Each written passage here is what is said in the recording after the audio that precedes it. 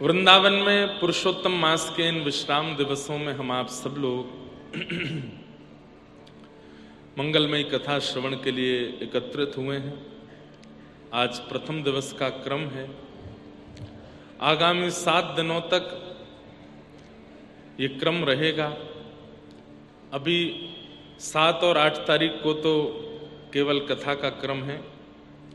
9 तारीख से श्री भागवत कृपा निकुंज निवास स्थान प्यारे गिरधर लाल जी की सुंदर कुटिया, वहां पर लाल जी का मनोरथ भी होंगे। आप सबको दर्शन करने का अवसर भी मिलेगा। इस प्रकार से पुरुषोत्तम मास का मंगलमय क्रम चल रहा है।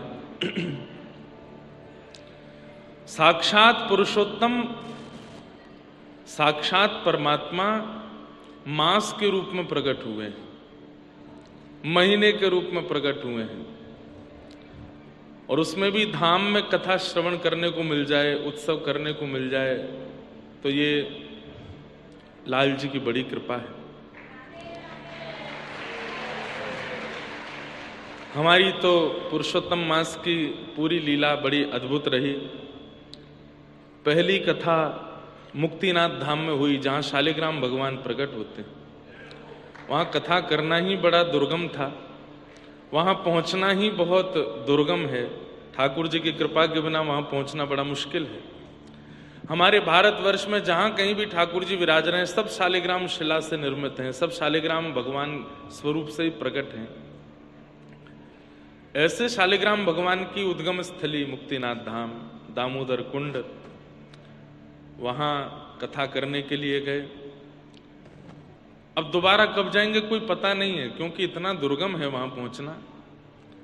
फ्लाइट से भी जाएं तो 2-3 दिन का समय लगता है। बाय रोड जाते हैं तो चलते रहो बस, जब पहुंच जाओ। कई लोग 24 घंटे में भी पहुंच गए, कई लोग 2-2 दिन में भी पहुंचे। एक भैया तो 5 दिन में पहुंचे। दुर्गम रास्ता है, कभी भी पहाड़ गिर जाते हैं, कभी भी दुर्घटनाएं हो जाती हैं वहां पर। तो जैसे तैसे वहां जाकर के कथा करके आए। वहां से आने के बाद कल व्रजमंडल की सीमा आगरा में कथा का क्रम हुआ। कल वहां विश्राम हुए। आज से यहां वृंदावन में कथा का प्रारंभ हो रहा है और अधिक मास के विश्राम दिनों तक यहां कथा का क्रम चलेगा। धन धन श्री वृंदावन धाम, धन धन श्री वृंदावन धाम। आस करत है जाकी रज की, आस करत है जाकी रज की। ब्रह्मादिक सुरग्राम, ब्रह्मादिक सुरग्राम। ओ धन धन श्री वृंदावन धाम, ओ धन धन श्री वृंदावन धाम। वृंदावन की रज सामान्य नहीं है बंधुओं। वृंदावन भी प्रिया प्रियतम की एक सहचरी है, वृंदा देवी। हमारे रसिक जनों ने कहा कि जिनको प्रिया प्रियतम की उपासना करनी हो वो सखियों को मनाओ। पर सखियां भी इतनी जल्दी थोड़ी प्राप्त होती हैं, तो सखियों को मनाना हो तो यमुना जी को मनाओ। यमुना जी भी इतनी जल्दी प्राप्त नहीं होती, तो फिर क्या करें? बोले सखियों को, यमुना जी को, प्रिया प्रियतम को, संत वृंदों को, रसिक जनों को जो अपने ऊपर धारण करते हैं, ऐसे वृंदावन को मनाओ, ऐसे वृंदावन का भजन करो। वृंदावन सबकी सेवा में है। प्रिया प्रियतम की सेवा में भी हैं, यमुना जी की सेवा में भी हैं, सहचरियों की सेवा में भी हैं, रसिकों की सेवा में भी हैं, संतों की सेवा में भी हैं, ब्रजवासियों की सेवा में भी हैं, वृक्षवल्लरियों की सेवा में भी हैं। सबकी सेवा कौन कर रहे हैं? वृंदावन। सबकी सेवा में निपुण है। तो एकमात्र वृंदावन को यदि प्रसन्न कर लिया जाए तो सब प्रसन्न हो जाएंगे। लेकिन आजकल स्थिति क्या हो गई है, लोग बाग वृंदावन आने तो लगे हैं पर वृंदावन के मूल रूप को नहीं जानते, और वृंदावन आना कैसे चाहिए, वृंदावन में निवास का विधान क्या है, वृंदावन में भजन कैसे बनता है, उन सब बातों को हम भूलते जा रहे हैं। श्री हित ध्रुवदास जी का नाम सुना आपने? हमारे श्री राधा वल्लभी परंपरा के महापुरुष हुए श्री हित ध्रुवदास जी।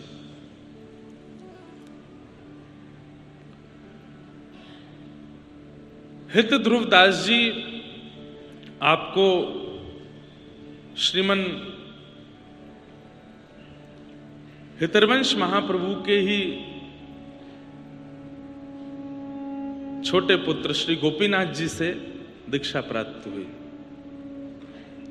वे जब वृंदावन आए तो वृंदावन में आकर के भजन करते थे, लेकिन श्री हित ध्रुवदास जी के चरित्र से एक बात सिद्ध होती है कि भजन आपने किया है उसका प्रमाण क्या है कि आप गाने लगोगे, आपके मुख से शब्द प्रकट होने लगेंगे, शब्दावली का प्रादुर्भाव होने लगेगा। ध्यान से सुनिएगा सब लोग।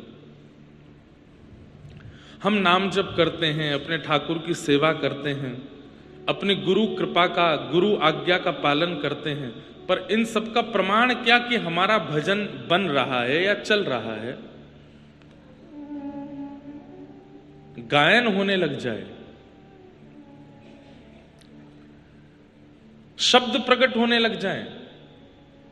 अरे गागर जब भरेगी तो छलकने लग जाए। अब कई लोग भजन करते हैं, कई लोगों का नाम जप चलता है, गुरु कृपा से साधना करते हैं, परंतु अपने तक ही रखते हैं, अपना ही कल्याण कर लेते हैं। ना अपनी पत्नी को बदल पाए, ना बच्चों को बदल पाए, ना परिवार को बदल पाए, ना भाई बंधुओं को बदल पाए, ना किसी और जीव पर कृपा कर पाए। भजन तो तब मानो जब आपके भजन से किसी अन्य पर भी उसका असर होने लग जाए, तब समझो कि आप भजन कर रहे हो। क्योंकि गागर भरेगी तो छलकेगी, और छलकेगी तो गागर में जो रस है वो दूसरे को भी प्राप्त होगा। श्री हित ध्रुवदास जी महाराज वृंदावन आ गए, लेकिन वृंदावन आकर के अभी तक वह जो मन का भाव था वो प्रकट नहीं हुआ, छलका नहीं है। और जब मां गर्भवती हो, 9 महीना व्यतीत हो जाए और 9 महीने बाद भी यदि बालक का जन्म ना हो तो मां को प्रसव पीड़ा होने लगती है। ऐसे ही रसिक जनों के चित्त में जब भाव भरते चले जाते हैं, प्रिया प्रियतम का प्रेम भरता चला जाता है, यदि वो प्रस्फुटित ना होगा, वो प्रकट नहीं होगा, तो उन्हें भी पीड़ा होने लगती है। तब उन्होंने क्या किया? वृंदावन की एक सघन वृक्ष के नीचे जाकर के बैठ गए। आज वृंदावन में वृक्ष ही नहीं बचे, तो वृक्षों के नीचे बैठेगा कौन? और जो बचे भी हैं तो उनके नीचे कोई बैठना नहीं चाहता। वृंदावन के वृक्ष को, सब गाते हैं इस बात को, मरम न जाने कोई, जहां डाल डाल और पात पात श्री राधे राधे हो। सब कहते हैं इस बात को, लेकिन कितने लोग बैठे देखे आपने पेड़ों के नीचे? कोई नहीं बैठता। वृंदावन में आए तो कभी कभी एकांत किसी सघन वन के नीचे, किसी वृक्ष के नीचे बैठो। बैठे रहूं कुंजन के कोने, श्याम राधिका गाम, किशोरी तोरे चरणन की रज पान। श्री हित ध्रुवदास जी महाराज बैठ गए एक पेड़ के नीचे, और वृक्ष के नीचे बैठ करके जैसे ही चिंतन करना प्रारंभ किया, चिंतन करते करते करते करते पहले तो शरीर कंपित हुआ, फिर नेत्र पुलकित हुए, और जब हृदय में वह उद्गार भाव हिलोरे लेने लगे तो अपने आप शब्दों का निर्माण होता चला गया और निकल पड़ी वाणी, गाने लगे। कहते हैं कि उसी समय श्री प्रिया प्रियतम श्री हितरवंश महाप्रभु के सहित प्रकट हो गए और प्रकट होकर के श्री हित ध्रुवदास जी महाराज को दर्शन दिया। प्रिया जी ने कही, कहा बात है, काई को इतनो व्याकुल है रहे हो? बोले, हे श्यामाजू, बस कृपा करो, अपनी कृपा की कोर मुंह पे करो। तब श्री प्रिया जी ने अपने चरण के अंगुष्ठ को उनके सिर पर पधराया और कहा, जो तुम्हारे हृदय को भाव है वो पूर्ण हो। तब श्री हित ध्रुवदास जी के चित्त की वाणियां प्रकट हुई, शब्द प्रकट हुए और उन वाणियों को हमारे हित संप्रदाय के सब वैष्णव जन गाते हैं। सहज स्वभाव पढ़्यो नवल किशोरी जो को, मृदुता दयालुता कृपालुता की राशि है। न कहूँ नरेश कहीं, भूले हूँ न होत सखी, रहत प्रसन्न सदा ही मुख हासी है। ऐसी सुकुमारी प्यारी लाल जी के प्राण प्राणी, ऐसी सुकुमारी प्यारी लाल जू के प्राण प्यारी। हमारी प्रिया जी को कैसे स्वभाव।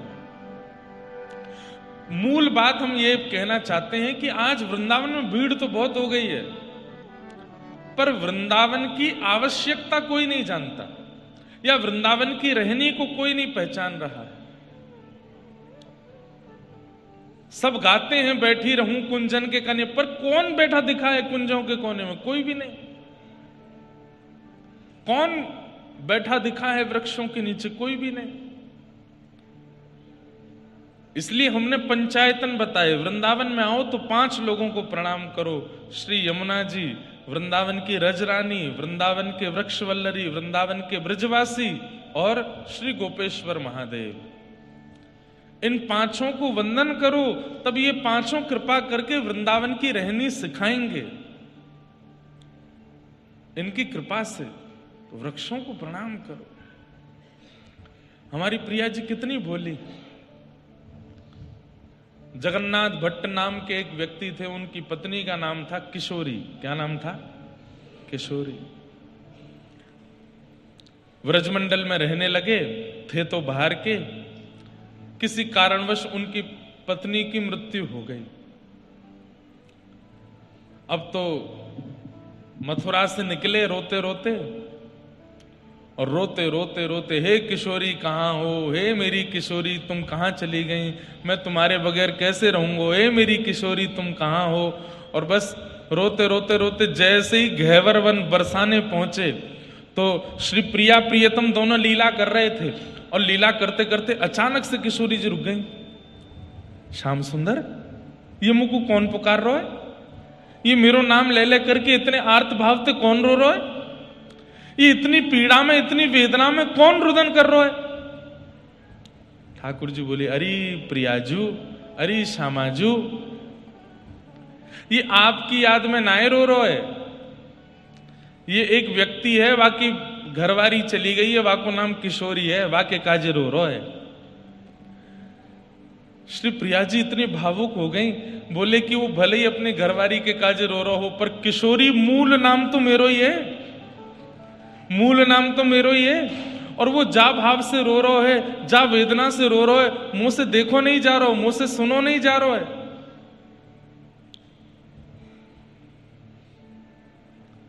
किशोरी जी कह रहे हैं, याकू कृपा करनी है, याकू दर्शन देना है। सोचिए, इतनी भोली कोई है, अपनी पत्नी के नाम लेकर के रो रहा है। किशोरी जी प्रकट हो गई सामने, और प्रकट होकर के वहां पर कृपा कर दी। कृपा करके वाको अपनो स्नेह प्रदान कियो, प्रेम प्रदान कियो।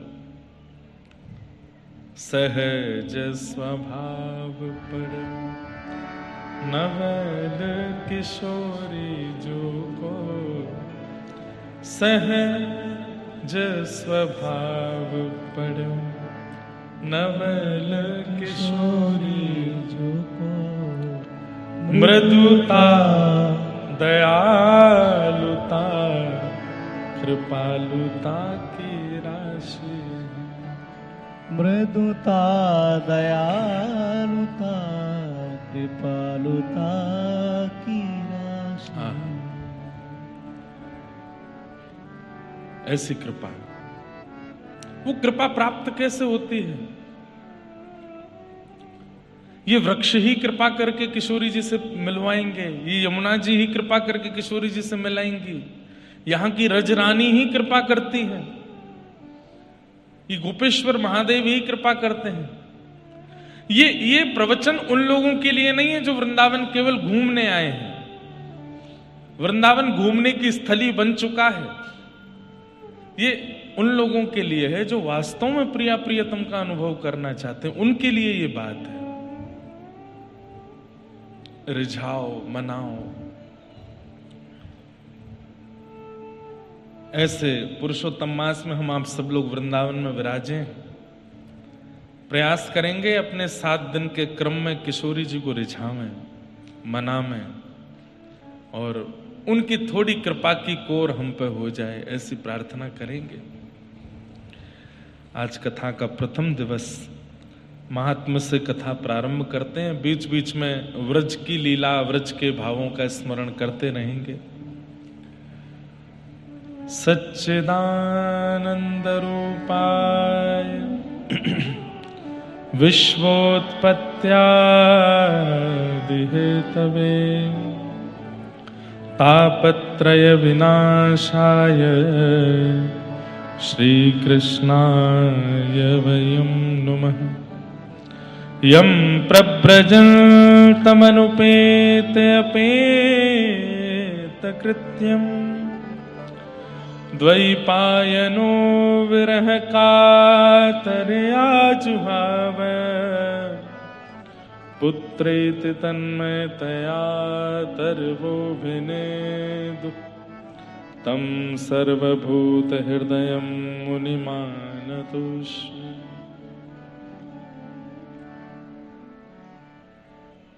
सच्चिदानंद रूपाय। भगवान के 3 रूप हैं, सत्य, चैतन्य और आनंद। बिल्कुल सावधानी से सब लोग सुनो। ठाकुर जी का सत्य स्वरूप क्या है? जो ग्रंथ हम लोग श्रवण कर रहे हैं, भागवत जी, भगवान का सत्य स्वरूप है। भागवत जी का आश्रय लोगे, भगवत गीता का आश्रय लोगे, रामचरितमानस का आश्रय लोगे, महाभारत का आश्रय लोगे, आदि आदि ग्रंथों का आश्रय लेने से क्या होगा? ठाकुर जी के रूप का पता चलता है। इसलिए ये सत्य स्वरूप है। सत्य, चैतन्य और आनंद, इन तीनों रूपों में कौन कौन घटित होता है? ध्यान से सुनो। ग्रंथ भगवान का सत्य स्वरूप है, जिससे भगवान के सत्यात्मकम का बोध होता है। हमारे घर में जो ठाकुर जी विराजमान हैं, लड्डू गोपाल हैं, चाहे गिरधर लाल हैं, चाहे प्रतिमा के रूप में विराजमान हैं, चाहे चित्रपट के रूप में विराजमान हैं, ये कौन है? ये चैतन्य रूप हैं भगवान के। और चैतन्य रूप में एक रूप और कह सकते हैं, हरिजन। हरि के जो जन हैं, हरि के जो भक्त हैं, वे भी चैतन्य रूप हैं भगवान के। भैया पीछे हल्ला मत करो, शांति से सब लोग विराजे रहो। सब लोग बैठ जाओ, बिल्कुल हल्ला नहीं, चुपचाप। कोई आवे जावे उसको आने जाने दो। तो क्या बता रहा था मैं? भगवान के 3 रूप हैं, सत्य, चैतन्य और आनंद। तो भगवान का सत्य स्वरूप क्या है? जो ग्रंथ स्वरूप है, ये भगवान का सत्य स्वरूप है। बिना ग्रंथ अवलोकन किए अब कोई व्यक्ति यदि भजन करता है लेकिन ना तो ग्रंथ पढ़ता है ना सुनता है, उसको भगवान के कभी अधिक रूप, अनेक रूपों का अनुभव नहीं हो पाएगा।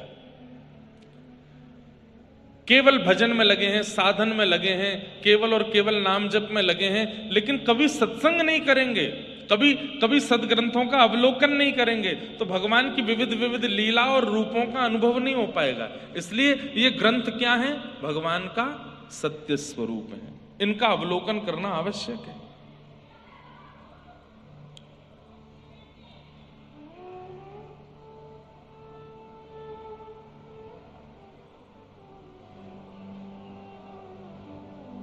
पीछे जाकर के देखो भैया क्या दिक्कत है।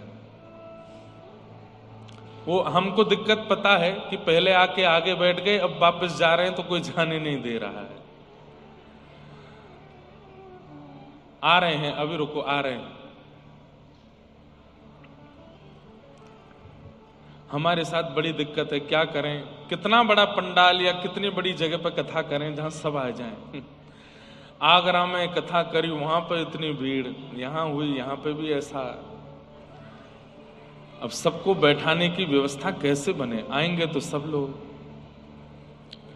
अभी तो परसों से लाल जी के उत्सव हो रहे हैं, हमको तो उसका डर और लग रहा है, वहां क्या होगा।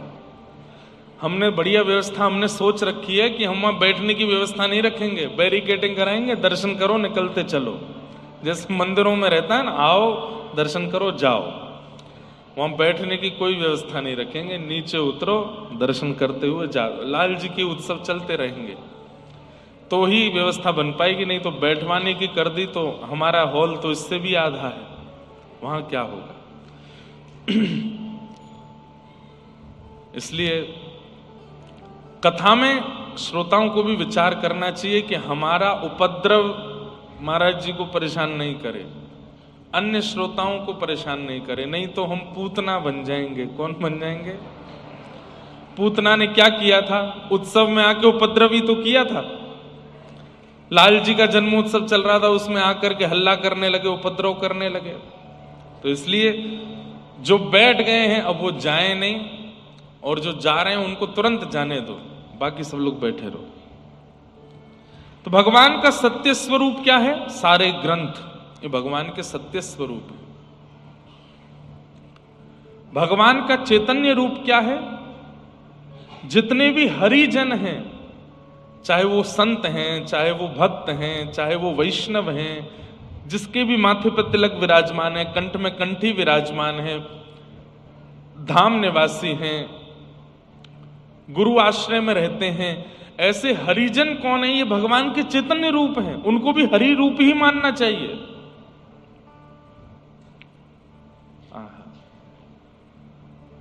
उनको भी हरि स्वरूप ही मानना चाहिए। जैसे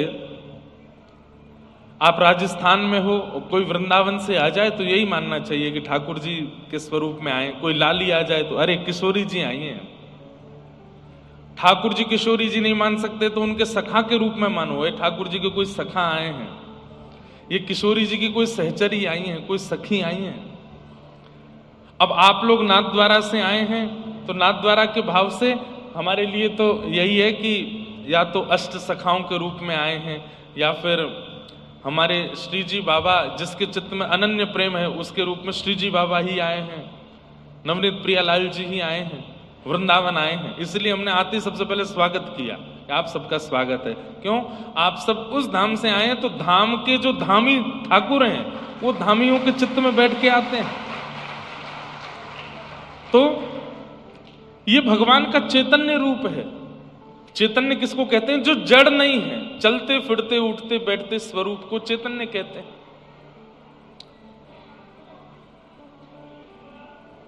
धाम निवासी भगवान के चैतन्य स्वरूप हैं। हमारे श्री हरिराम व्यास जी हुए वृंदावन में,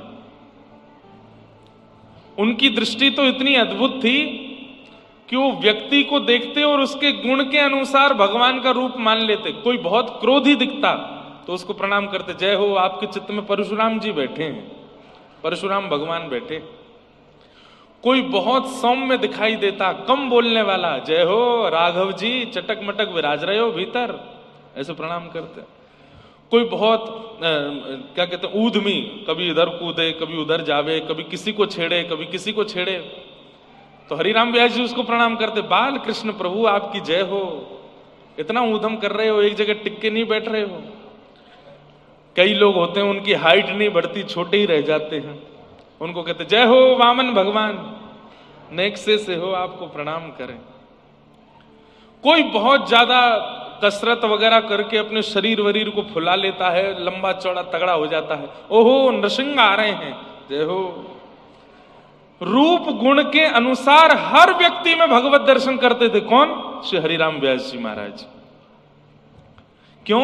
बोले सब चैतन्य स्वरूप हैं भगवान के। मानव का इतना अस्तित्व नहीं कि वो खड़ा हो सके, वो चल सके, वो बोल सके, वो बैठ सके। ये तो ठाकुर जी हैं इसके अंदर, जो इसके अंदर बैठ करके बुलवा रहे हैं, चला रहे हैं, बैठा रहे हैं, सब क्रिया करा रहे हैं। तो हरि जन, हरि भक्त, ये भगवान के चैतन्य रूप हैं। और तीसरा है आनंद। भगवान का आनंद रूप क्या है? ठाकुर जी का धाम आनंद रूप है।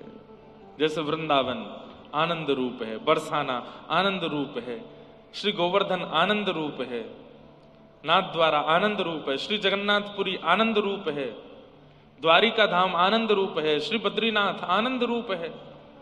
सुख स्वरूप नहीं है, आनंद स्वरूप है। सुख स्वरूप और आनंद स्वरूप में भी अंतर होता है। सुख स्वरूप वो जहां पर व्यवस्थाओं से प्रसन्नता मिलती हो, और आनंद स्वरूप वो जहां पर बिना व्यवस्था के भी प्रसन्न रहते हों। वृंदावन में अगर कोई बहुत बड़ी बड़ी व्यवस्थाएं देख करके खुश रहना चाहता है तो भैया चले जाए यहां से। यहां व्यवस्थाएं नहीं, यहां तो ऐसे धक्का मुक्का चलता है, ऐसे ही रेला के रेला चलते हैं। अभी आप लोग अगर गिरिराज जी चले गए, आज हमको जाना है गोवर्धन शाम को, अगर अभी आप लोग गिरिराज जी चले गए तो बिना परिश्रम के परिक्रमा लग जाएगी। क्यों? इतनी भीड़ चल रही होगी, सब धक्का दे दे के परिक्रमा लगवा देंगे। तो यहां पे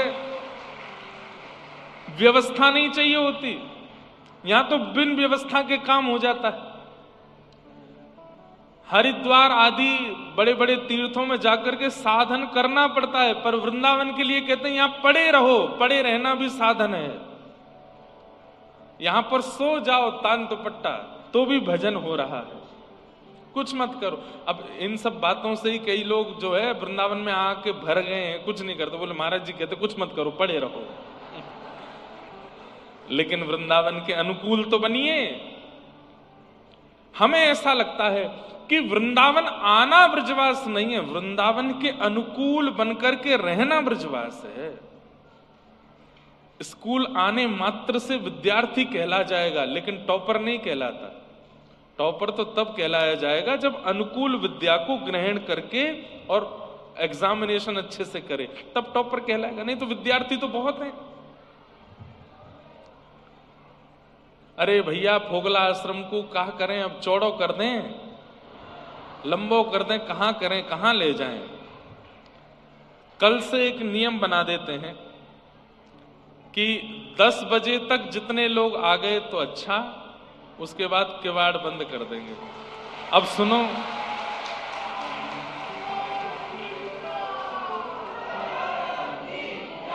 अब दूसरी बात तो सुनो,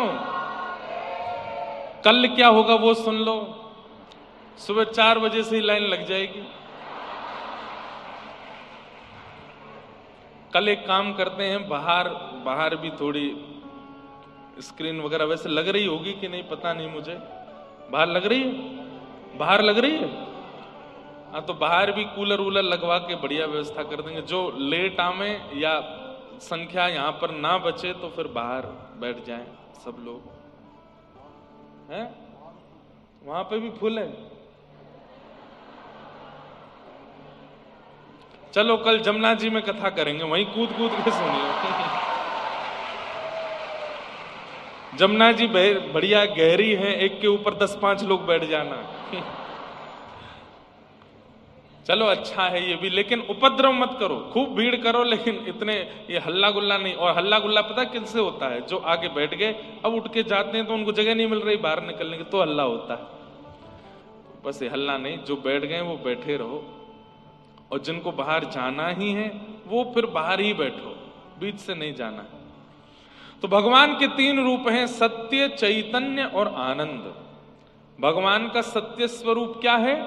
ये सारे ग्रंथ ये भगवान के सत्य रूप हैं, इनका आश्रय लिया कीजिए। एक ग्रंथ को अपने जीवन में उतार लीजिए बंधु। कम से कम मृत्यु आने से पहले पहले कोई एक सदग्रंथ ऐसा हो जो आद्योपांत आपने पढ़ा है, और केवल पढ़ा नहीं है, तत्श्रवण प्रपठन विचारण परो, उसको किसी गुरुजनों से सुना भी है, पढ़ा भी और उस पर मनन चिंतन भी किया है। कम से कम एक ग्रंथ तो ऐसा रखिए। भगवत अनुभव कराते हैं ये सब ग्रंथ, ये सत्य स्वरूप हैं। चैतन्य अपने नेत्रों के आगे दिखने वाले समस्त वैष्णव भक्त वृंदों को नंद नंदन के प्यारे आए मेरे, नंद नंदन के प्यारे। कोई भी वैष्णव दिखाई देता है, कोई भी रसिक दिखाई देता है, कोई भी धाम निवासी दिखाई देता है, या तो नंद नंदन रूप मानो या नंद नंदन के प्रिय रूप मानो और उनको प्रणाम करो। वो चैतन्य रूप है भगवान के। और तीसरा, भगवान का धाम ये आनंद रूप है। अब हम नाथ द्वारा जाते हैं, कितना आनंद आता है वहां पर। सुबह ही सुबह हल्ला होता, वैष्णवों अब श्री जी के दर्शन खुल गए हैं, चलो सब लोग आते हैं फिर दर्शन करते हैं। जल्दी जल्दी दौड़ भाग। वो आरती के समय तो बहुत अच्छा लगता है, ऐसी दौड़ करके माताएं आती हैं भीतर, आकर के ठाकुर जी के, श्री जी के मधुर दर्शन करते हैं। तो धाम क्या है? आनंद रूप है।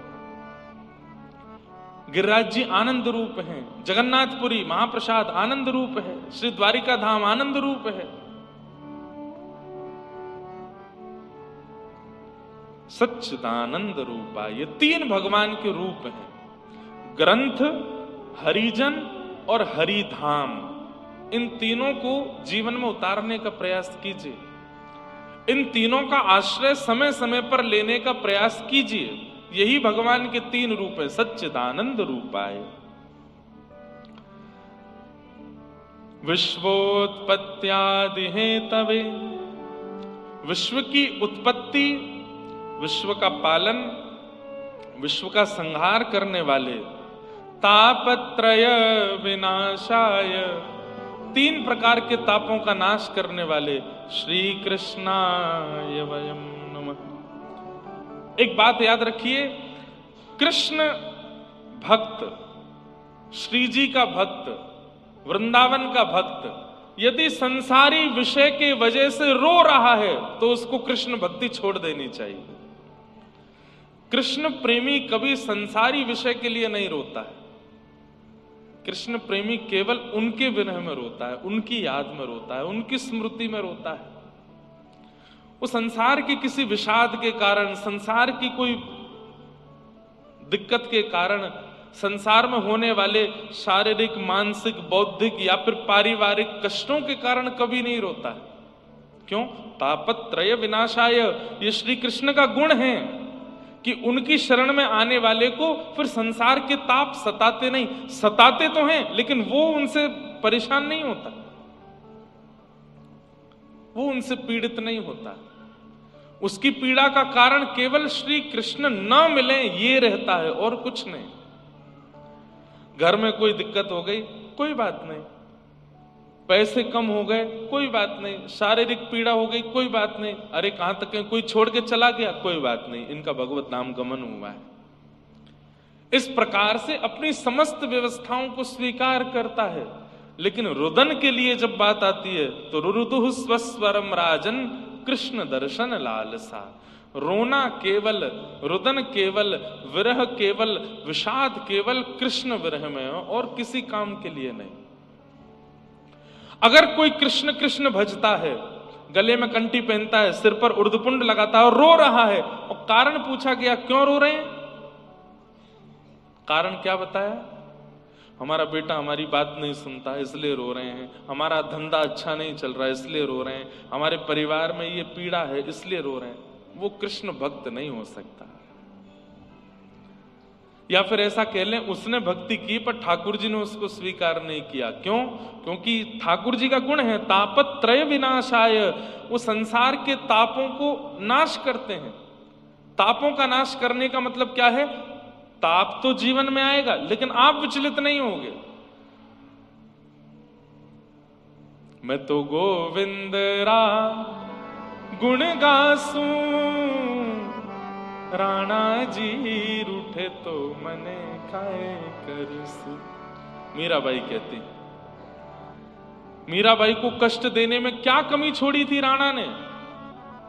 लेकिन मीराबाई से कोई कहता आप फिर भी हंसती रहती हो। बोले कष्ट किसको देता है? शरीर को देता है, और शरीर तो यही शरीर संसार में रह जाना है। मैं तो नित्य मुक्त शुद्ध आत्मा हूं, कृष्ण को आत्मा से प्राप्त कर लूंगी।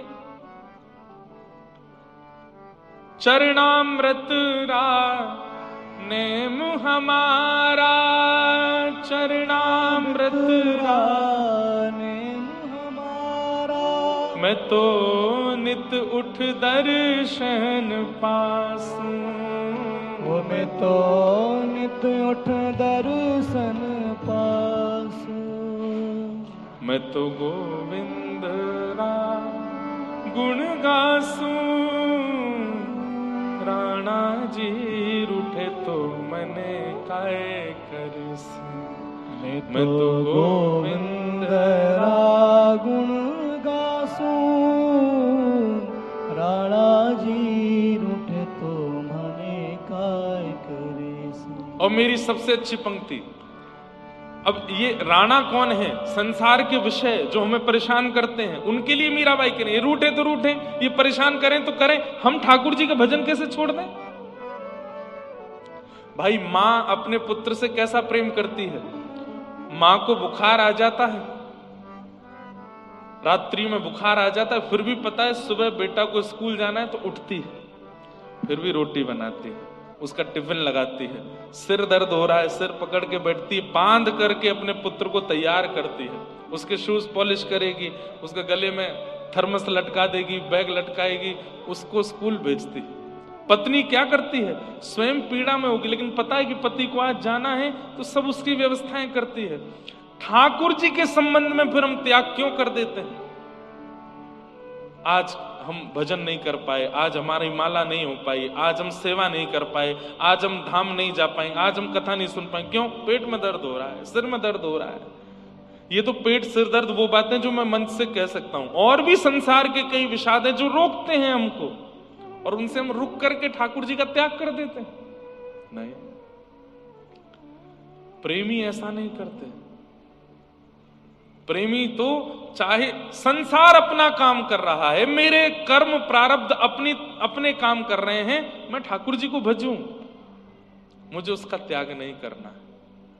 पैर में कांटा लगे, सिर में चोट लगे, चाहे बारिश आवे, तूफान आवे, आंधी आवे, परिवार विमुख हो जाए, मुझे ठाकुर जी को प्राप्त करना है। अब ये सब मुझे नहीं रोक पाएंगे। अरे कहीं ना कहीं संसार का कोई विषय आ जाता है जिसके कारण आप ठाकुर जी के पास नहीं जा पाते हो, तो आप ठाकुर जी को संकेत कर रहे हो कि आपसे ज्यादा बलवान ये विषय है। इस विषय का ध्यान मुझे पहले देना पड़ेगा, आपका नहीं। हम व्यास मंच पर कथा करने आते हैं, 20 दिक्कतें हमारे साथ में चल रही होती हैं। परिवार का कुछ है, कहीं का कुछ है, कहीं किसी ने कुछ कह दिया, किसी को कुछ बुरा लग गया, किसी ने हमारे बारे में कुछ, कहीं अखबार में कुछ गलत सलत छाप दिया। आगरा में तो पता ही नहीं 7 दिन कितनी न्यूज छपी है, ऐसा कर दिया, यहां ये हो गया, यहां पर इतने ये कर दिए, आए दिन कितने विषाद। अब उन विषादों का चिंतन करके आऊंगा तो मैं कथा कभी नहीं कर पाऊंगा। सब छोड़ के आता हूं, वो सब अपना काम कर रहे हैं, मैं अपना काम करूं। ठाकुर जी की कथा सुनाना मेरा काम है, मैं सुनाऊंगा। ठाकुर जी का विषय प्रस्तुत करना मेरा काम है, वो मैं करूंगा। और ठाकुर जी को हम ये दिखा देते हैं कि नाथ ये सब पीड़ाएं बड़ी नहीं हैं, आप सबसे बड़े हो, आपका त्याग थोड़ी करेंगे हम।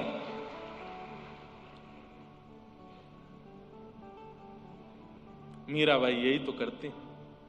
राम नाम रा जहाज चला स्या, राम नाम रा जहाज चला सा, मैं तो भव सागर तर जासूं। मैं तो भव सागर तर जासूं।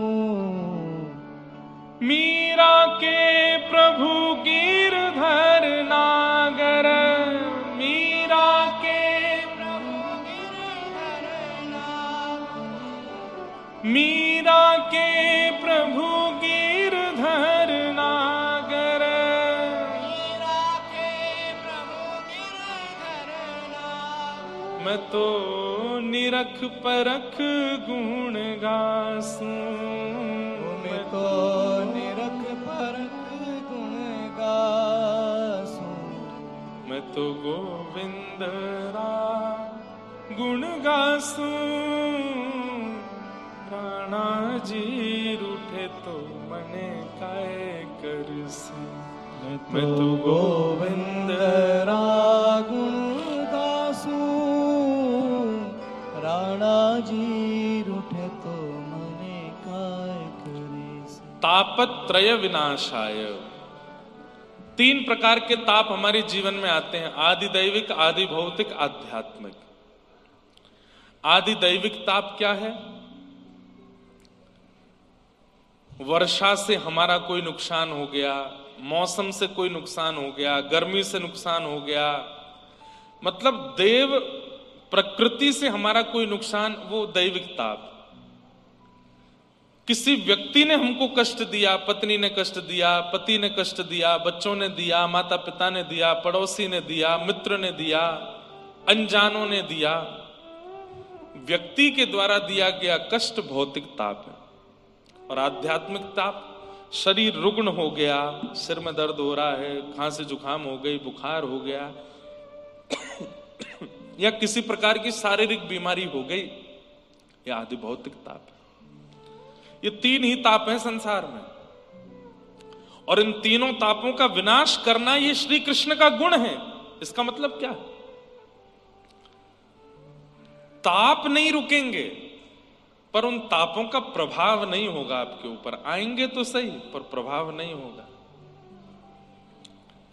ताप आएंगे तो सही, लेकिन आप परेशान नहीं होगे, आप विचलित नहीं होगे। ये ठाकुर जी का स्वरूप है, स्वभाव है। और यदि फिर भी कोई विचलित हो रहा है तो वो अपना प्रमाण दे रहा है कि मैं कृष्ण भजन नहीं करता हूं, मैं श्री जी का भजन नहीं करता, मैं लाडली जी का भजन नहीं करता, मैं लाल जी का भजन नहीं करता, इसीलिए संसार का विषाद मुझे परेशान कर रहा है। बल्कि मैं ऐसा कह दूं तो कोई अतिशयोक्ति नहीं कि आप वृंदावन चंद के भजन में लग जाओगे तो उसके बाद विषाद और ज्यादा आएंगे, परीक्षण करने के लिए कि विचलित होगे कि नहीं होगे। और विचलित हो गए तो जैसे मटका बनाने वाला एक एक मटके में मार करके देखता है कच्चा है कि पक्का, ऐसे ही ठाकुर जी जैसे देखते हैं कि ओहो नाम जप करने लगा, एकादशी करने लगा, कंठी पहनता है, तिलक धारण करता है, तो फिर ठाकुर जी भी ऐसे मार मार के देखते हैं, पीड़ाएं दे दे करके देखते हैं। और जैसे ही हमारे आंखों से आंसू फूट पड़ते हैं उस पीड़ा के कारण, ठाकुर जी कहते फूट गया, कच्चा है, अभी पक्का नहीं हुआ।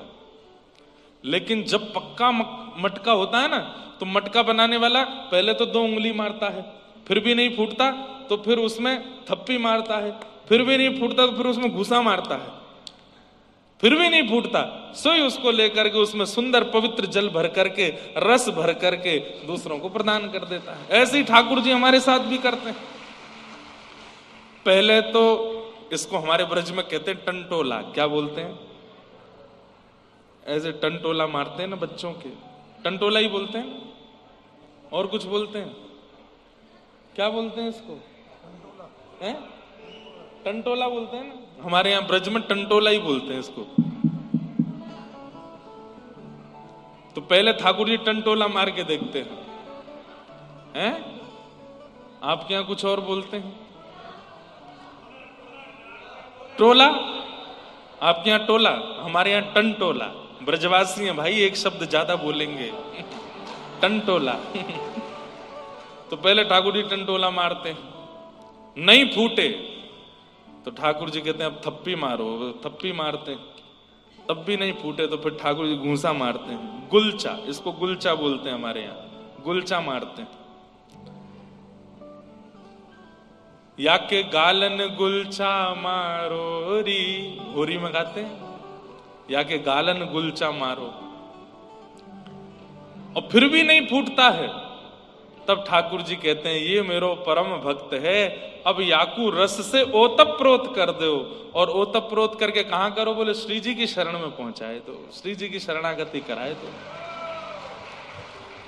इसलिए भैया विषाद आवे, पीड़ाएं आवे, दिक्कतें आवे, चाहे जैसी, हम आपसे बहुत स्पष्ट रूप से कह रहे हैं, 29 वर्ष की अवस्था में हमने बहुत कुछ देख लिया। शारीरिक पीड़ा भी देख ली, मानसिक भी देख ली, व्यवहारिक भी देख ली, सब कुछ, और अभी देखते ही जा रहे हैं।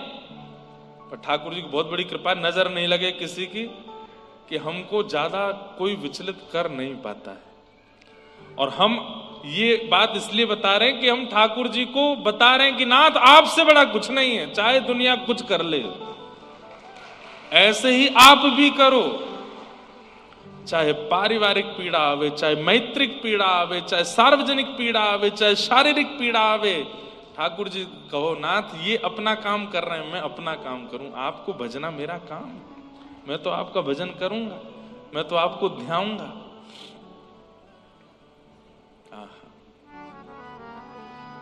तापत्रय विनाशाय श्री कृष्णाय वयम नुमः।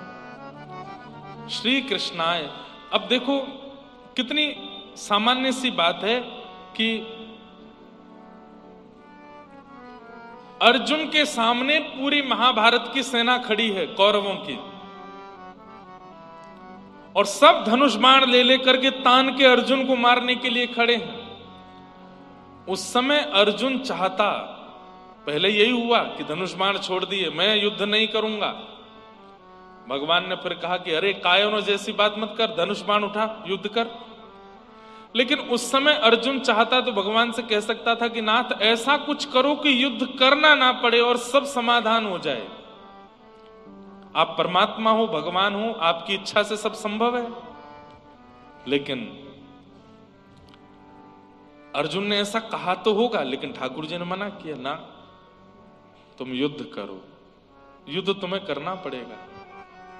और भगवान ने पूरे 18 दिन तक युद्ध करवाया अर्जुन से, एक एक जगह पसीना एक करवा दिए, उसको चाह करके भी चुटकियों में निकाल दिया हो, ऐसा नहीं किया, युद्ध करवाया। ऐसे ही विषादों से भागिए मत, युद्ध कीजिए, लेकिन ठाकुर जी का आश्रय मत छोड़िए, क्योंकि विषाद बड़े नहीं है, ठाकुर जी ज्यादा बड़े, ठाकुर जी ज्यादा श्रेष्ठ है। ओ मारा गिरधर लाल थारो नचायो नाचूं रे, मारा गिरधर लाल थारो नचायो नाचूं रे। जा रंगरा कपड़ा पहरावे, वैसो ही स्वांग बनाऊं।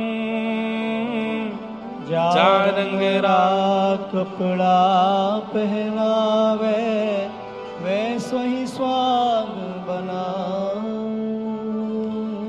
जा रंगरा कपड़ा पहरावे, वैसो ही स्वांग बनाऊं। जा रंगरा कपड़ा पहरावे, वैसो ही स्वांग बनाऊं।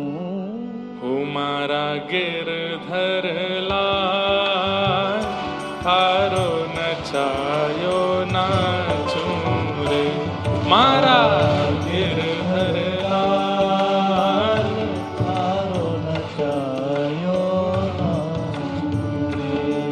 मारा गिरधर लाल थारो नचायो नाचूं रे, मारा गिरधर लाल थारो नचायो नाचूं रे। ओ मैं तो थारो नचायो नाचूं, मैं तो थारो नचायो नाचूं।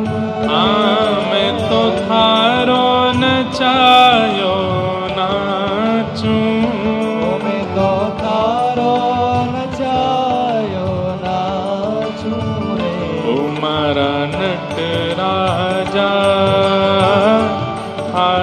नचायो नाचूं रे मारा नटराजा थारो नचायो नाचूं रे।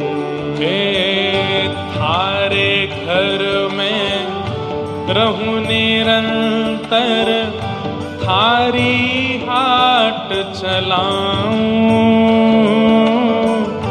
थारे घर में रहूं निरंतर थारे खाक चलाऊं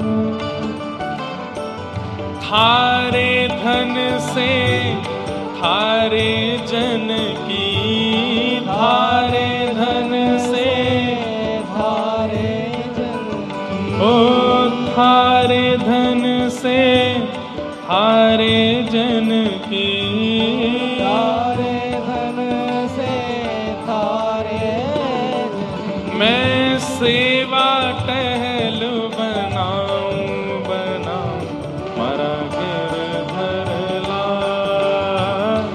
थारो नचायो नाचूं रे मारा गिरधरला थारो नचायो नाचूं रे। ओ मारा नटराजा थारो नचायो नाचूं रे मारा नटराजा थारो नचायो आओ ओ मैं तो थारो नचायो नाचूं मैं तो थारो नचायो नाचूं ओ मैं तो थारो नचायो नाचूं मैं तो थारो नचायो नाचूं रे। हे मारा गिरधरला थारो नचायो नाचूं रे मारा थारो नचायो नाचूं रे। हे मारा नटराजा थारो नचायो नाचूं रे मारा नटराजा थारो नचायो नाचूं रे। हे रूखा सूखा जो कछु देवे थारे ही भोग लगाऊं रूखा सूखा जो कछु देवे थारो ही भोग लगाऊं। हे खीर परस या छाछ राबड़ी खीर परस या छाछ ओ खीर परस या छाछ राबड़ी खीर परसया छाछ मैं सबई प्रेम से पाऊं हाँ पाऊं मारा गिरधरला थारो नचायो नाचूं रे मारा गिरधरला थारो नचायो नाचूं रे। हे मारा नटराजा थारो नचायो नाचूं रे मारा नटराजा थारो नचायो श्री राधा गिरधरलाल की जय हो।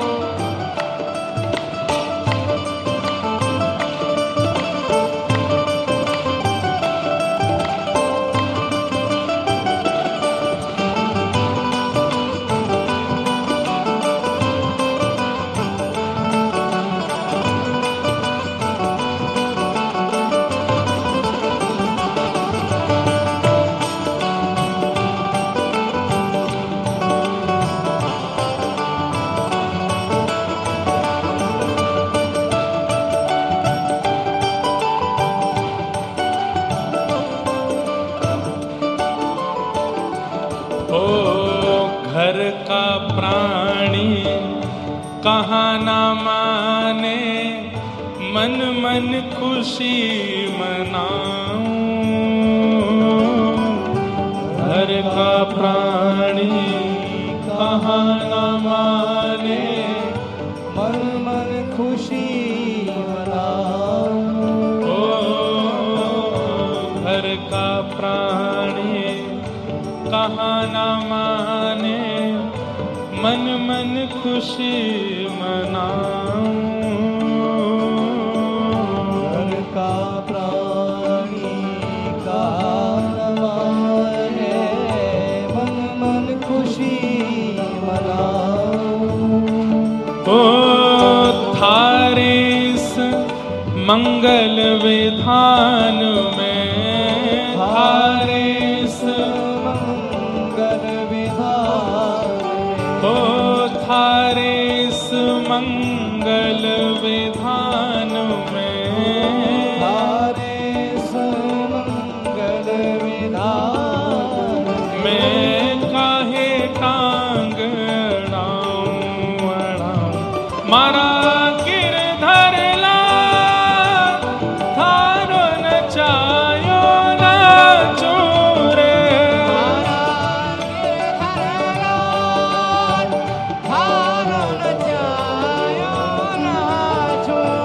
हे मारा गिरधर लाल थारो नचायो नाचो रे।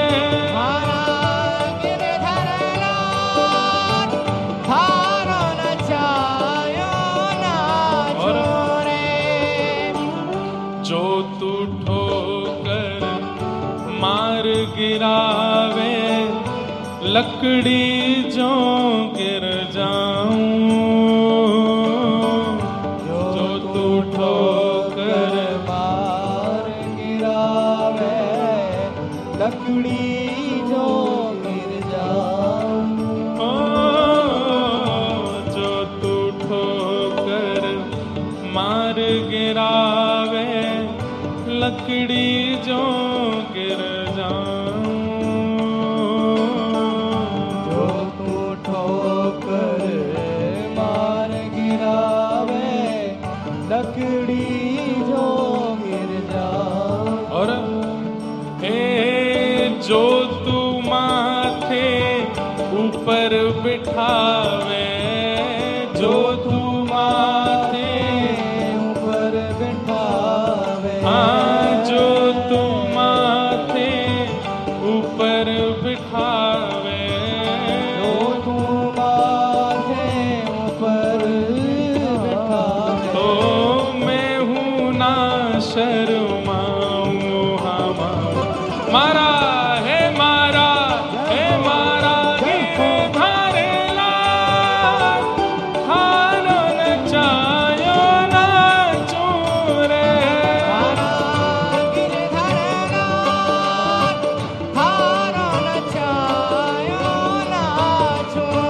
हे मारा नटराजा थारो नचायो